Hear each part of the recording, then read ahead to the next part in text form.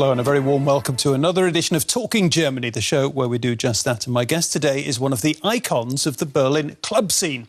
He's also a keen observer of the dark side of the human soul. And here he is, Sven Marquardt.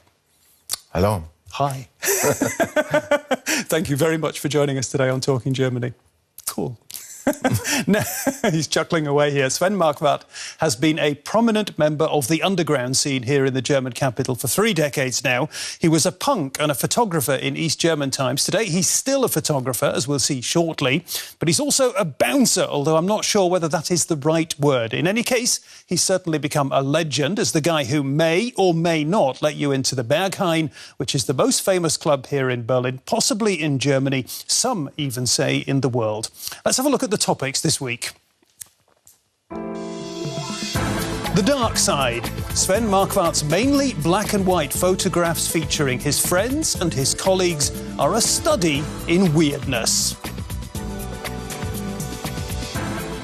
Total surveillance. We find out about how East Germany's youth scene was infiltrated by the country's notorious secret police, the Stasi. And the art of tattoo. Our guest is one of an estimated 8 million Germans who have tattoos, and many of them visit specialist conventions to keep up with the latest trends. Sven Marquardt, thank you very much for joining us once again. In the introduction there, I called you a bouncer. Ja, ich habe über das Wort halt nachgedacht. Bouncer verbindet. Yes, I've thought about the word. Bouncer for me is someone who, well, it's a cliché.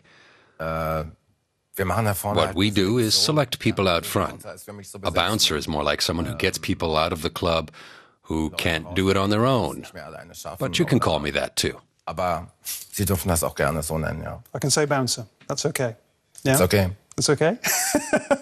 Before the show, and now, as we've been sitting here, I'm sitting here talking to this really friendly, peace-loving guy, and I'm surprised.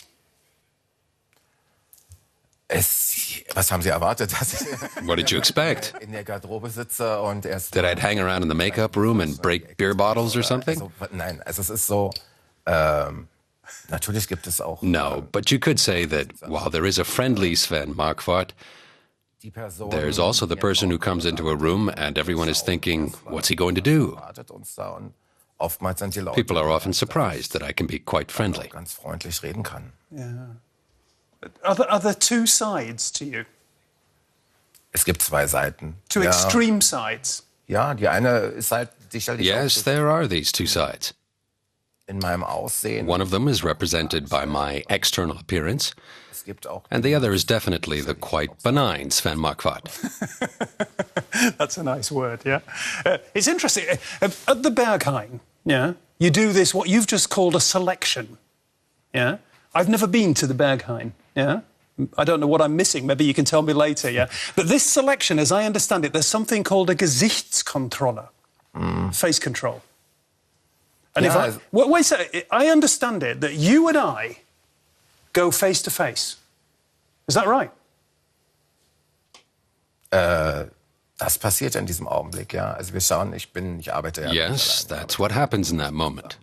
aber mit Kollegen, die auch... I don't work all by myself. in Absprache. I work on the selection with a team and in agreement with my colleagues. Wir haben halt eine Aufgabe zu erfüllen, dass es halt, We have a job to do, dass die Leute, and that is to make sure that the people in the club have the best time possible and that it's a proper party. dass das Feiern funktioniert und dass das auch beinhaltet, That also means not letting someone in nicht and saying to them, I'm sorry, this maybe isn't the right place for you, is part of that. Das gehört, denke ich, mit I think there are plenty of places that wouldn't let me in. Viele Orte, wo ich nicht reinkäme und ja. Okay. And just tell me, on the face-to-face control, how near do we go? So nah mag ich nicht. It's not that close. So it's more like this? Ja. Yes, Okay. more like that. Also, We'll talk a little bit more about that in just a short while. Yeah, first, you've had your first impressions here from Sven Marquardt. He's an interesting-looking guy. Here is more. fangen wir ganz entspannt an. Sven Marquardt feels right at home in Berghain, Germany's most famous nightclub. The old building has a certain gloomy charm. Sehr schön. It used to be a power station when this was still East Berlin. It was converted after the wall came down. It's Marquardt's favorite place to take photos. His portraits are mainly of his friends. Many are also part of the city's underground scene. He doesn't use a flash or lights, just very fast film. Marquardt has been into photography for almost 30 years. At first, he focused on fashion and the East German subculture. He still uses an analog camera and prefers black and white shots. His pictures are posed and often disturbing and melancholy.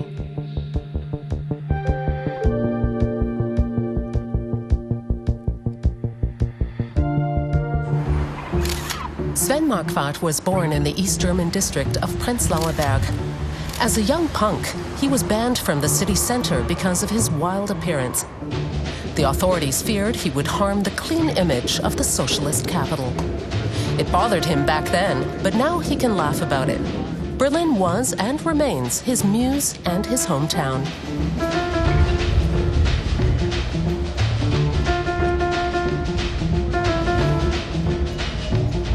Those old flats were there back then, too. Marquardt used this cemetery as a backdrop for some of his early work. He still likes to come here. I forget about everyday problems here. We're in the heart of the city, but it's totally quiet and secluded.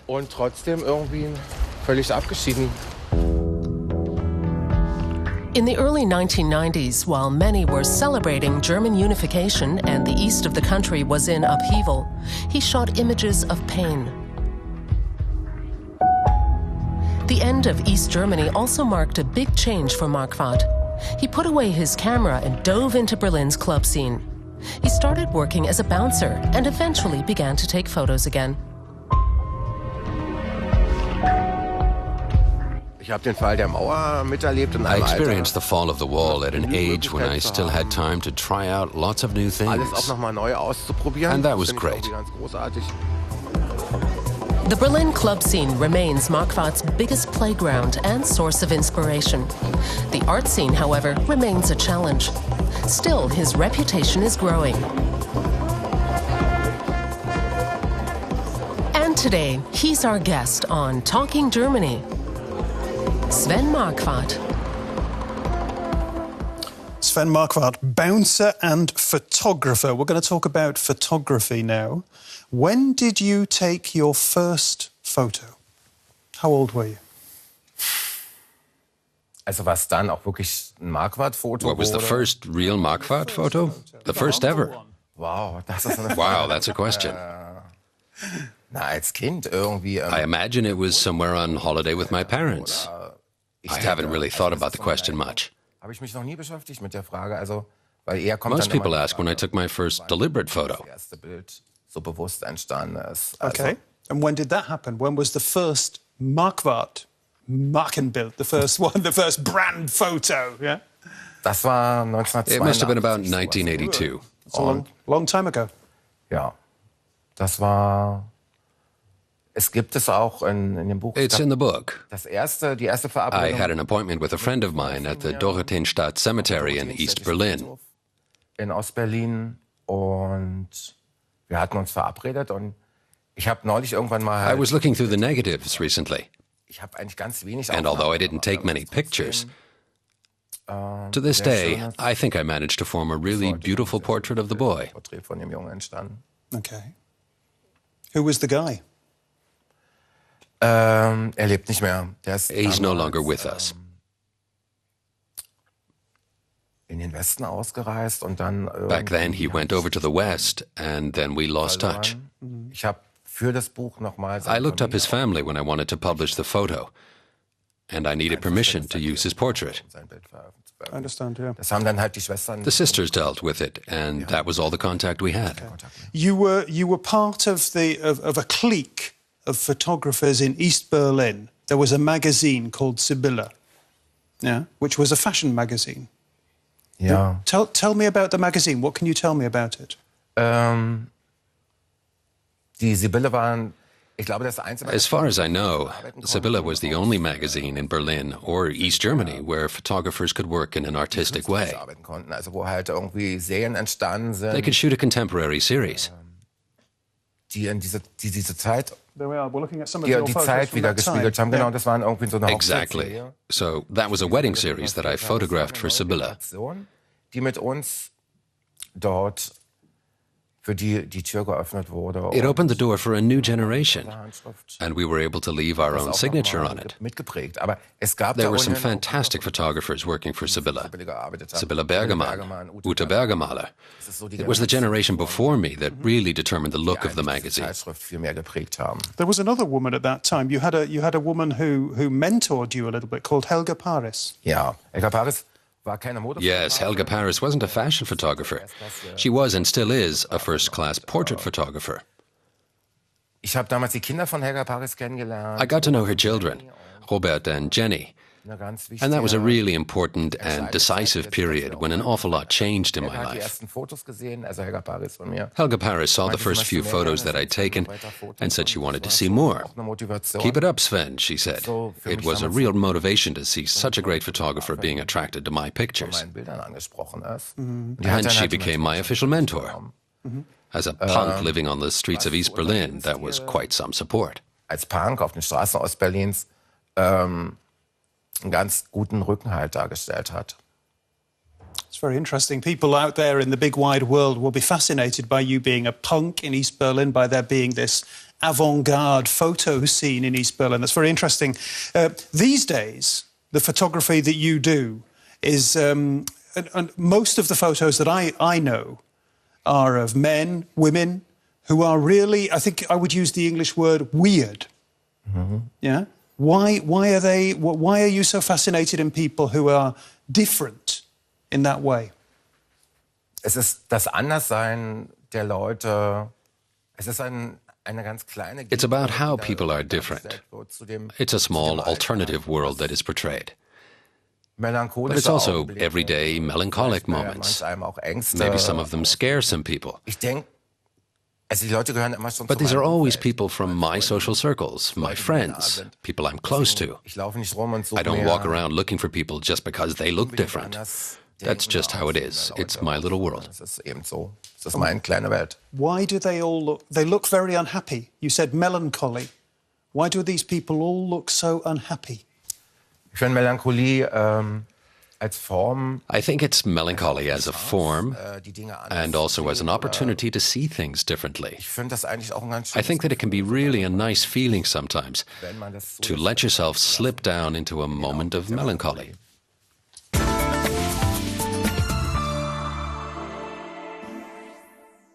Sven Marquardt, that's a very interesting report, I think, and you've talked a little bit about how you lived your life in East Berlin, and I'd like to see where the two come together.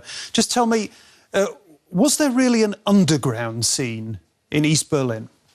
Es gab auf jeden Fall eine Underground-Szene. There definitely was an underground scene. It was a very small one, certainly, living and working around the Prenzlauer Berg district. But in a way, everything that wasn't controlled by the state was a bit underground.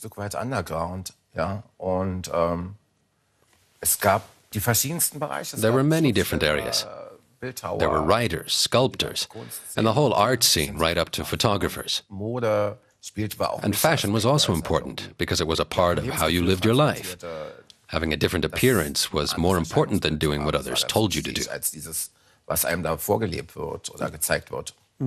I know from my travels and from my time that I spent in East Germany, in the former East Germany, and that I spent in East Berlin, that in all of these scenes when poets or artists would come together or people who were part of the peace movement, there were always Stasi people in the same room.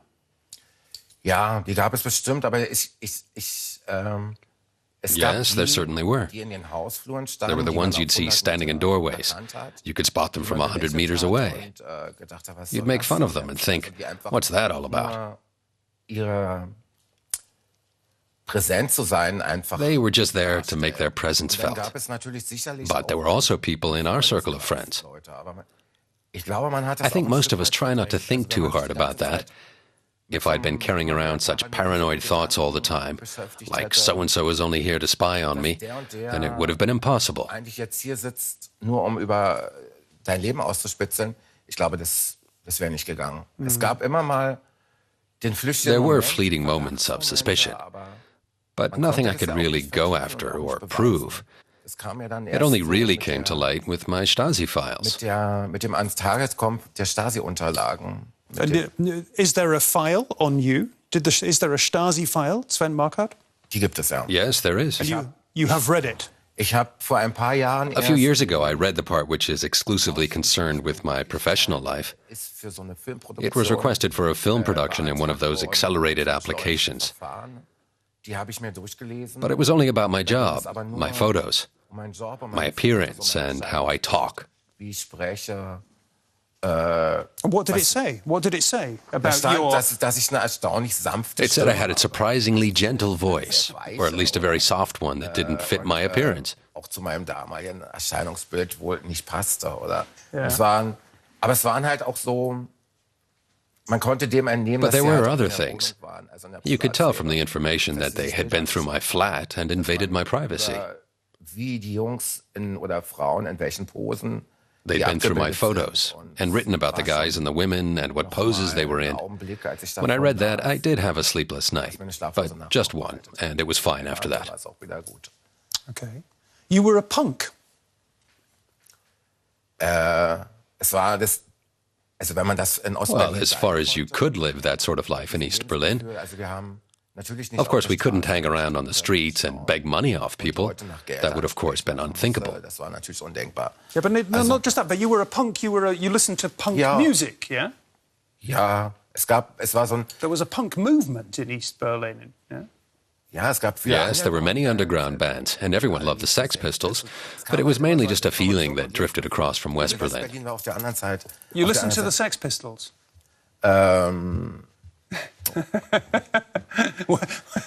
Was this on cassette or was this on a record player? Es war auf Kassette, ja. It was on cassette, yes. Muss ich jetzt auch I had to think a bit first, but yes, I had the Sex Pistols on a cassette tape. Where did that all come? I mean, how did you get that? Where did you said to me, we were talking during that report, you said you were very isolated in East German times. Isolated.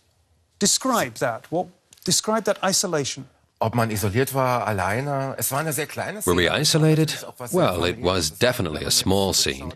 It was a bit like family. We stuck to maybe 3 or 4 blocks in Prenzlauer Berg, from Schönhauser Allee to Lieschener Straße. Wo die meisten Leute wohnten. That was where most people lived and where most squats were. Legal wurden, wenn man da lange... Some were eventually legalized after people had lived in them for long enough. Es war eine tolle Zeit. It was a great aber es time. war- But then, as the 80s went on, well, the fall of the wall couldn't have come at a better time. In that, yeah.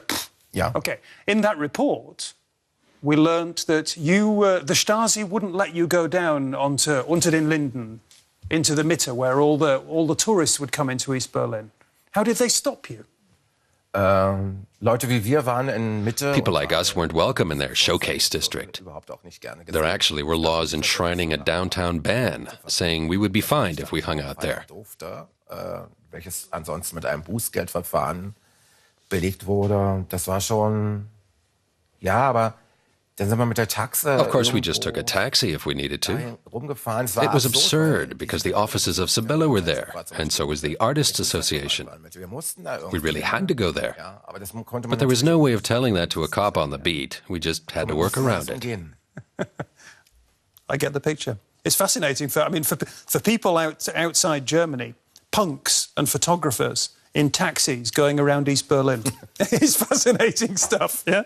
OK, we're going to go from the photographer and the guy who used to live in East Berlin to the guy who is now works at the Berghain, as I told you, this club in Berlin where Sven works on the door. It's often been called the best techno club in the world. There are nearly always long queues at the door, and if Sven and his colleagues don't let you in, the cruel people, then you can at least buy one of the club's own music mixes that have come out on the Berghain label. And as we see now, the Berghain isn't the only club to have its own label. Berlin never sleeps. It's a vibrant city and a magnet for tourists. About 10 million visitors descended on the city last year, and 2 million of them were under 30. Many come for the nightlife. The Watergate Club is bang in the center of cool Berlin. Every weekend, hundreds of people dance the night away to the DJ's music, which later gets released under the club's own record label.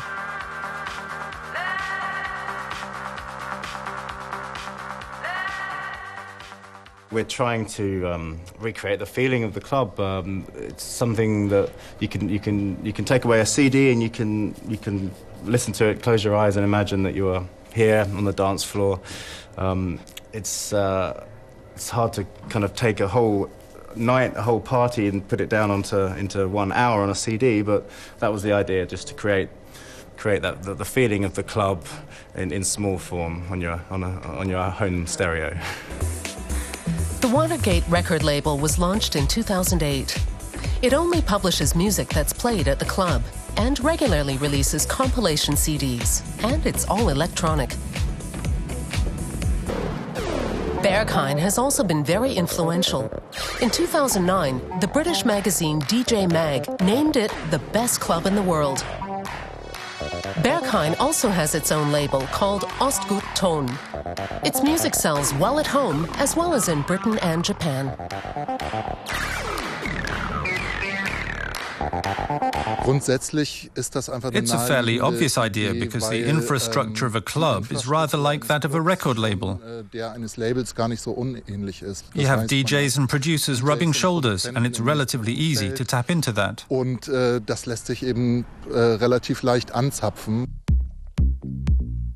It was at the beginning of the 1990s that electronic music first became mainstream and a mass product, with lots of club compilations.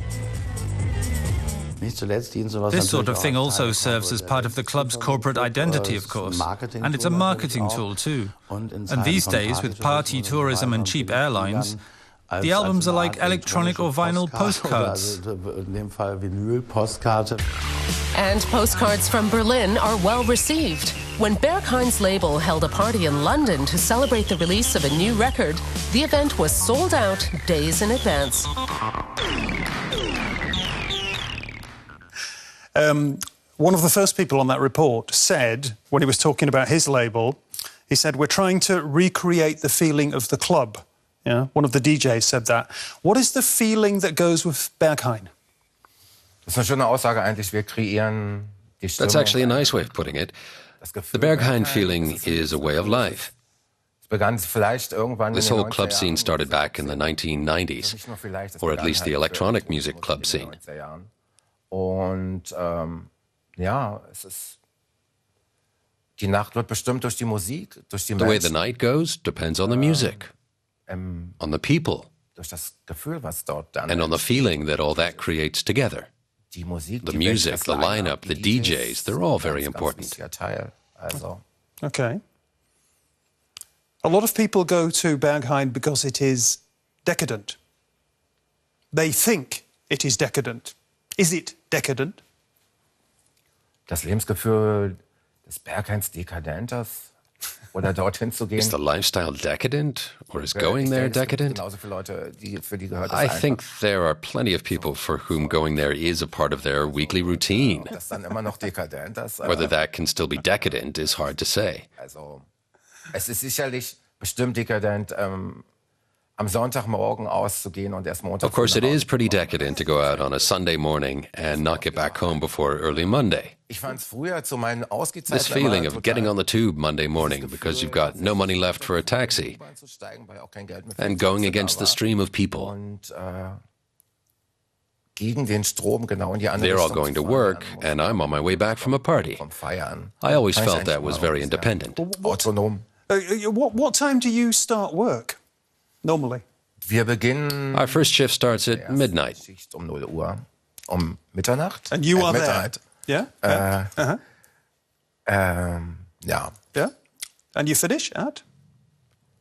Morgenstunden, wenn die Sonne schon. In the early hours, when the sun's a bit higher at this time of year, between 9 and 10. And is the club always full?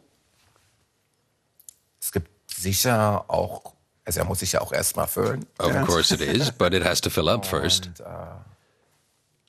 es gibt dann so auch eine Primetime. Es gibt natürlich Berlin. There is a prime time.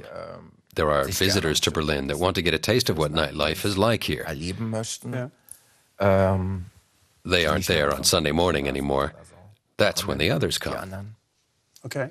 And this sexy, good music, lifestyle club that is maybe decadent, maybe not decadent, you don't let English people inside. Wir lassen keine Englisch. We don't let English-speaking people in? Of course we do. This is what they say, yeah? I have heard this. Yeah. Nee, das ist total That's Quatsch. rubbish. Also, es hat sich ja in der Stadt mit. Of course, the whole going out thing has changed in Berlin with too many, or maybe so many visitors. Und ich bin auch nicht der Meinung. I'm not the sort of person to go on about how things aren't like they were in the 90s, An den Clubtüren standen oder so. when you Das gehört didn't einfach have mit dazu. tourists queuing up to get into the clubs. Es ist eine neue Erfahrung, sich da auch einzuarbeiten. It's a new experience that my colleagues and I have to get used to. Für jeden in dem Laden, aber es ist. But it's ein tolles also neues part of the new lifestyle we have here, and the city needs it. Und Anfang der 90er. The early 90s was a real time of change, so every decade has something exciting about it. You have a lot of tattoos. When was your first tattoo? Ich hätte mich gern schon in I den wanted to letzten get tattooed in the final days of East Germany along with a friend, but it wasn't possible. Der war dann auch It was another punk who disappeared. auch sehr absurd. It was also Und das war absurd. dann mein erster Tätowierer. So I got my first tattoo in 1990 in a squat in Schliemannstrasse, in the most hair-raising of conditions, but it all worked out all right. Ist gut gegangen. Again, I'm astonished. We have punks, we have squats, we have tattoos in East Berlin. Now, these days it is said that somewhere around 8 million Germans have somewhere on their bodies a tattoo. It's a lot of people, and there's a whole industry catering for this booming market, including special tattoo conventions.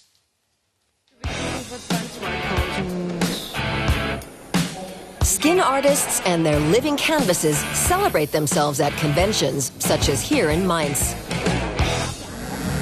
Tattoos are no longer just for jailbirds and sailors, but for folks with all kinds of passions. Mario, for example, loves music. Rock and roll is my life. That's why. Nowadays, many young women are covered in art. It may be painful, but 21-year-old Denise just had to do it. It was okay, not as bad as I feared. It's not uncommon to spend 2 or 3 hours under the needle. Tattoo artists charge up to €100 an hour. Much in demand at present are angels' wings, stars, butterflies, and writing, even entire sentences. As well as 3D images, intricate work, and huge tattoos.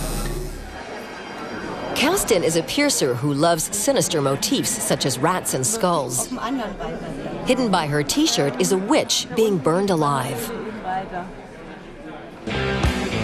Mark is an engineer in the auto industry by day. His entire body is a work of art.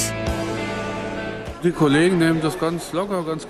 colleagues are cool about it. I'm amazed myself when I meet customers or go to business meetings with important men wearing suits and ties. They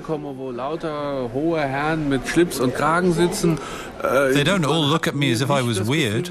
I don't feel they reject me. Of course, I don't know what they say behind my back, and I don't want to. Antlers on the lower back used to be very popular, but not anymore. Young ladies with low-riding jeans and short tops used to sport them mercilessly. I don't have antlers. I have a Chinese symbol for trust. Trust is the name of the tattoo game, too. Fashions change fast, but the tattoos remain for all to see.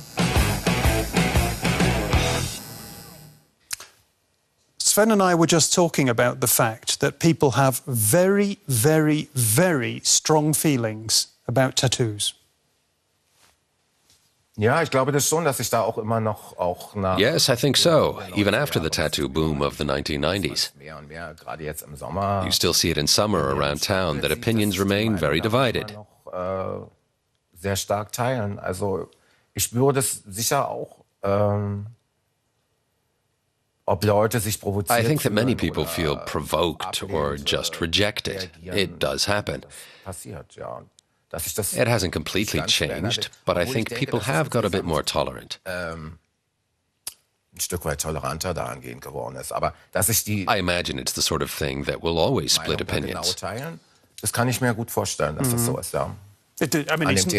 not just that people have different opinions. Sometimes people are very aggressive. Yeah. How do children react to you? Usually they're very curious and interested. They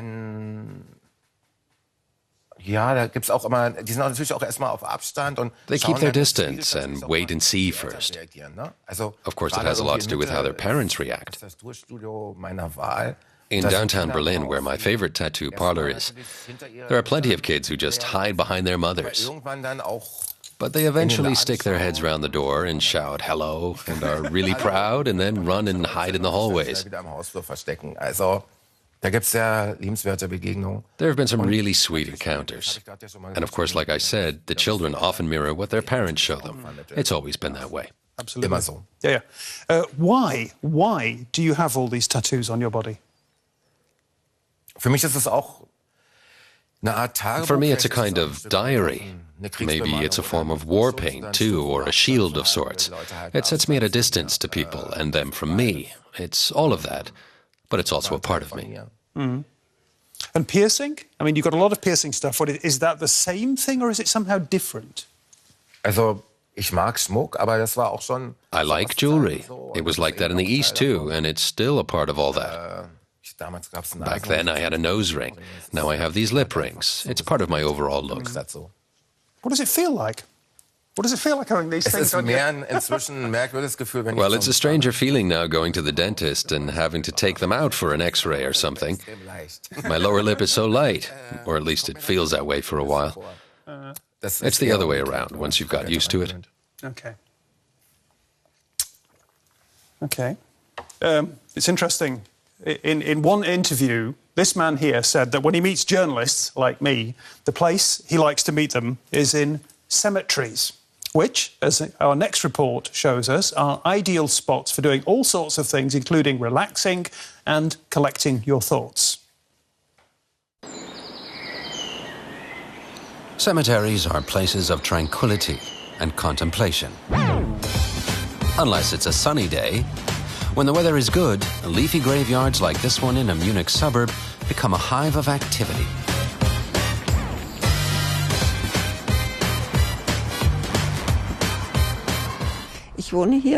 I live here around the corner, so it's like my garden. I come here to relax. Nature in the heart of the city. It's lovely. It's calm and peaceful. But as we've seen, that's not always the case, and opinion is divided about the hurly-burly. If I were buried here, I would be pleased. Life blossoming, people having fun. It's all a part of life. I don't like it when they turn up in the evening with tables and start drinking beer. That's going too far. This is a cemetery, after all. Sunbathing in decent attire is all right, but we're not at the beach here. Guided tours of the cemetery are popular. The place is full of history and funerary art. But not all visitors behave properly, to the aggravation of the cemetery administrator. What is really galling is when joggers run right through funeral processions. No respect for the dead or the mourners. They used to stop and stand still. Now they just plough ahead.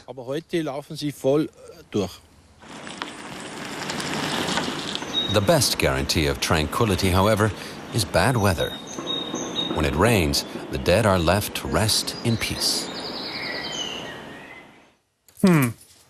Me being a very conservative guy, I look at that report there and I think, shocking, shocking. People jogging in cemeteries, people drinking beer in cemeteries. I don't like it when such places are completely, desecrated, in inverted commas.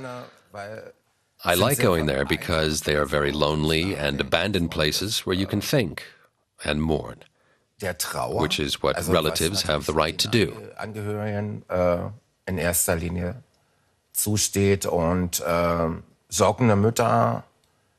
So I don't really want to see any mothers jogging through with their prams. There is this test project in Prenzlauer Berg in a part of a fairly run-down cemetery. It's called a quiet park. I went to see it recently. It has benches, and I don't know whatever makes it a quiet park, but there are the kind of rules that you should respect when you are in a cemetery, and that's how I feel about it too. Die einfach zu einem Friedhof mitgehören und so empfinde ich das auch. Places to forget, or to love, or whatever, that are such a part of our history that I don't like it when that side of them is ignored. Die Geschichte widerspiegelt und das völlig außer Acht zu lassen, gefällt mir auch nicht. Mm. One day, you and I will be dead and buried. We'll be 6 feet under the ground. Yeah? Do you want the people up there to be, I don't know what, reading novels, reading newspapers, drinking beer? Ob man das möchte, das weiß ich nicht. Ich glaube, whether I'd like it, I don't know. I don't think I'd care anymore if I was there myself. Es ist natürlich auch so, das fiel mir gerade so ein, während... Of course, I was thinking just now during our conversation that maybe some relatives don't like the sight of me there either, because of the way I look. I don't know. But it's quite possible. Auch schon eigentlich durch mein Erscheinungsbild dort gestört. Ja, das weiß ich nicht. Possible. Ist möglich. Ja, also so, und die vielleicht denken, was maybe they think, what's he doing here while we tend our graves? But of course, I try to keep a respectful distance if there is a funeral going on. But it's also not the case that I spend half the week in cemeteries. I just like to go now and then. And only to the old ones, not the more modern ones. Mm-hmm. In your next life, in the life after this one, could you imagine being a really normal, boring, middle-class guy who comes home from work, watches the news, reads the newspaper and goes to bed early? Also mein Wunsch ist es auf jeden Fall nicht. Well, it's not something I've wished for. Ich habe mir mal so überlegt, vielleicht wäre ich auch... I once wondered what it would be like to come back as a visitor that doesn't get let into clubs in his second life. No idea. But I think it's all fine the way it is. Ich denke, es ist schon so gut, wie es alles ist. Great. That's a lovely thought from today's guest, just about the most interesting guest that I think we've had here on Talking Germany. Sven Marquardt, a bouncer, a philosopher, a photographer, a former punk, maybe he's a punk now, I don't know, yeah? If you've enjoyed his company as much as I have, do come back next week. Until then, tschüss and bye-bye.